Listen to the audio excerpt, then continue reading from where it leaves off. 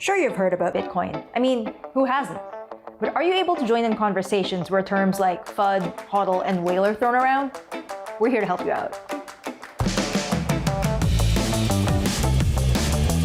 Here are 5 Bitcoin terms that have very specific meanings from their other markets counterparts. I asked my colleague Katie Greifeld to help me out. These, I would say, are most commonly used, and they tend to be specific to Bitcoin. I mean, words like fear, uncertainty, and doubt, we all know what that means, but it has a very specific meaning in the crypto community. Okay, let's start with that. FUD, FUD, not food, and use it in a sentence. I say it rhymes with mud, and no one has corrected me yet, so I'm gonna go with FUD. And it's funny, it's kind of a derogatory term in the crypto community. It's used sort of as a way to brush off bad information, negative headlines about Bitcoin. You know, that's just FUD creeping in. It's people trying to rain on the crypto parade. Next is halving, when the reward for mining Bitcoin is cut in half. Or is it halvening? It can go either way. I've heard it halvening. Bitcoin, there's a limited supply. When Bitcoin was launched in 2009, they used to receive 50 Bitcoin per block.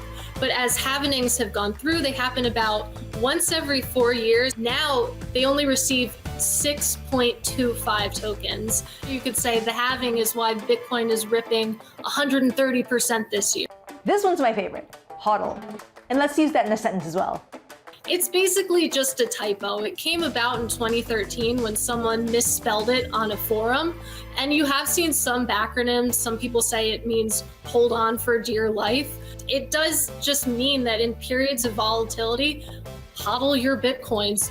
Now we have the opposite of hodling, which is weak hands. Weak hands. Well, this is what FUD leads to. It's when crypto newbies, when you hit a rough patch, the price goes down, or there's negative headlines about Bitcoin. This weak hands will sell their coins. The weak hands are people who are just kind of tourists in the space and aren't there to stomach the volatility that often comes along with Bitcoin.